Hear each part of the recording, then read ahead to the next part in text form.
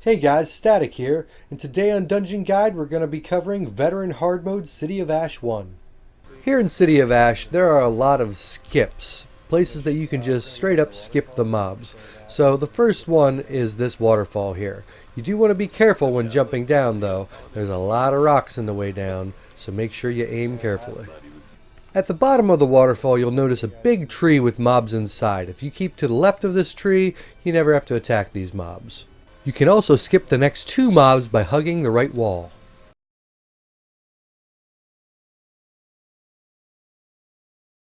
If you've done everything correctly, the very first mobs you fight are the ones right outside of this boss, so clear them up and then we'll worry about him.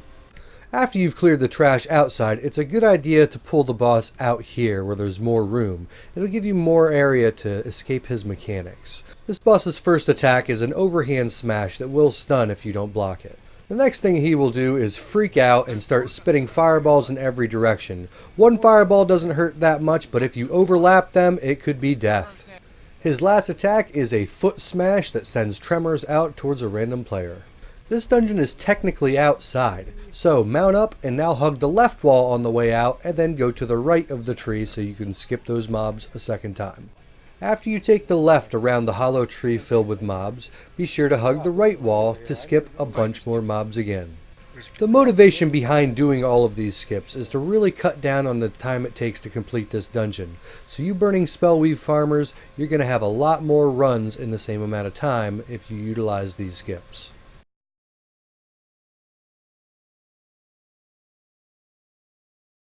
This boss's main mechanic is just summoning these Banekins. They burn down relatively quickly, so they're not that much of a concern, but he will keep summoning them.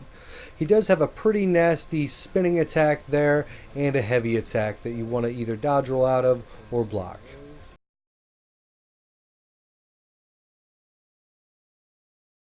This boss's first mechanic is an ambush that he'll just randomly do throughout the fight to random party members. His heavy attacks can knock you down or even off the edge, so be careful and make sure to block them. His next move is a spinning attack, which will always leave a plot of fire on the ground. There are two versions of this, a solid one and one with a hole in the center in which you can stand and actually not be damaged by the fire. After defeating this boss, you could ride back the way you came, or you could skip here. You have to be very careful jumping down, and if you hold block and scale down the side of this tree, you actually won't take any damage from the fall. If you skip the mobs here at the bottom of the tree earlier, you'll want to hug the right wall to skip them a second time.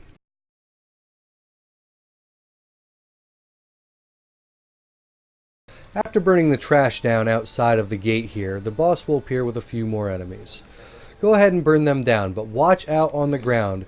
These flame attacks can one-shot a squishy target, or if you're a vampire, they do a lot of damage. As with all flame atronachs, when she dies, she's going to have one last explosion, so watch out.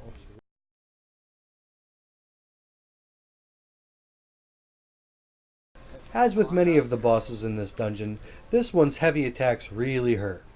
She also has a spin attack, which we've seen before, and then she has a mechanic where she splits into four. If you watch closely, the one's HP bar shows up before the others. That's how you know that that's the real one.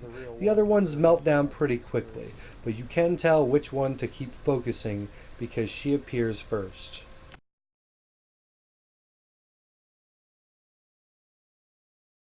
As you approach the last boss, don't forget to activate hard mode by reading the scroll on the ground to the left.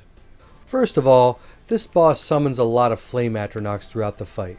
They don't have high health pools, so as long as you just dot them up as they back off, they'll die on their own pretty much. The boss will randomly target a party member and apply a flaming arrow dot to them. As you see, Wiko's on fire here.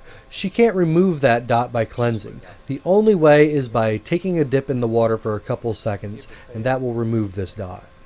This boss only spends so much time on each island before teleporting away.